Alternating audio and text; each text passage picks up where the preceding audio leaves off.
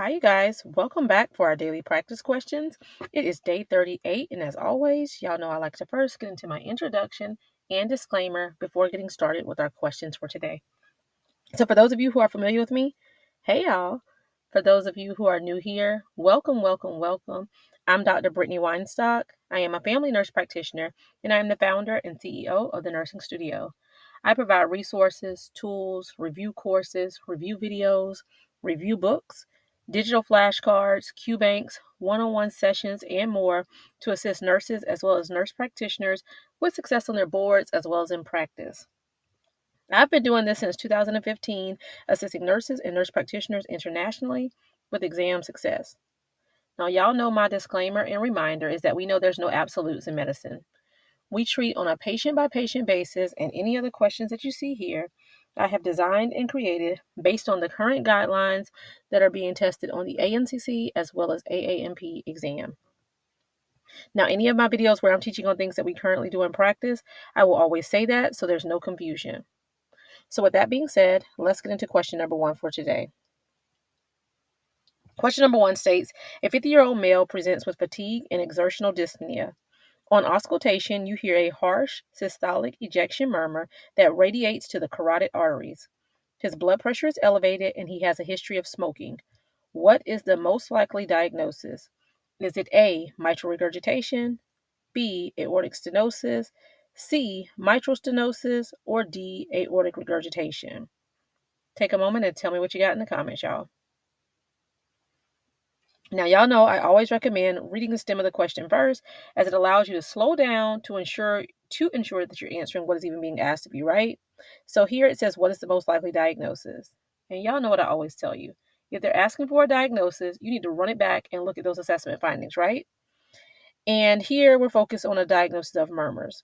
So also when I tell you to look at the assessment findings, I tell you to pay attention to three details if provided: their age, their gender, and their ethnicity, okay? So we have a 50-year-old male came in with complaints of fatigue and exertional dyspnea. On auscultation, you hear a harsh systolic murmur that radiates to the carotid arteries. Let's stop there. Now, what are the two things I told y'all on yesterday? And if you've taken any of my review courses or look at my murmur videos, what do I always say?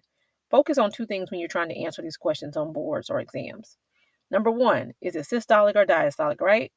So here it tells us systolic. So let's narrow it down. So y'all know Brittany's brilliance. My sassy systolic revamped mnemonic is men really are silly, right? So men really, MR, mitral regurg, are silly, AS, aortic stenosis. So we know it's got to be one of these two. So either A or B, right?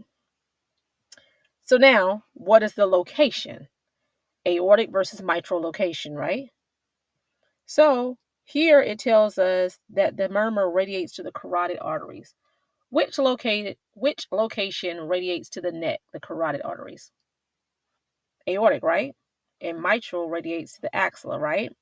So we know this is going to be an aortic murmur, right?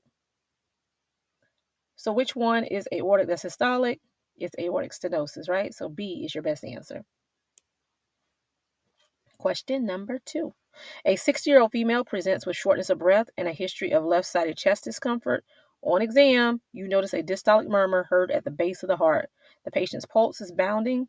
What is the most likely diagnosis? Is it A, aortic stenosis, B, aortic regurgitation, C, mitral stenosis, or D, mitral regurgitation? Take a moment and tell me what you got in the comments, y'all. All right, so stem of the question here states, what is the most likely diagnosis? So again, we're running it back and look at these assessment findings, right? So we have a 60-year-old female came in with shortness of breath and she has a history of left-sided chest discomfort. On exam, we notice a diastolic murmur and it's heard at the base of the heart. So all right, what do I tell y'all? First, is it systolic or diastolic? It's diastolic, right? So sassy systolic says men really are silly and diastolic is the opposite. So that would be MS, right? Mitral stenosis, and AR, aortic regurgitation. So here we know it's going to be either B or C, right? So now let's go to the location. It says that it's heard at the base of the heart. Is aortic or mitral located at the base of the heart? It's aortic, right? Because remember I told you to think of abs, AB, aortic and base, and then MA for mitral and the apex, right? So it's at the base of the heart. So this is also aortic and it's diastolic, right? So the best answer is B, aortic regurgitation. All right, all right, all right. Question number 3. A 30-year-old woman presents with progressive shortness of breath, orthopnea, and occasional palpitations. On auscultation, you hear a low-pitched diastolic murmur, best heard at the apex. What is the most likely diagnosis? Is it A, mitral stenosis, B, aortic regurgitation, C, mitral regurg, or D, aortic stenosis? Tell me what you got in the comments, y'all. Tell me what you got. All right, so stem of the question here.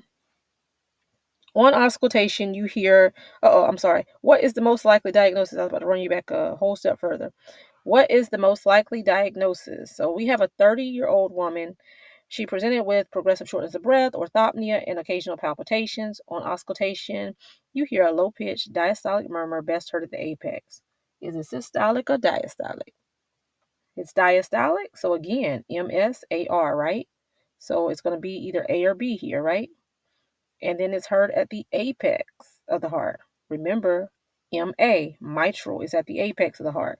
So your best answer is A, mitral stenosis.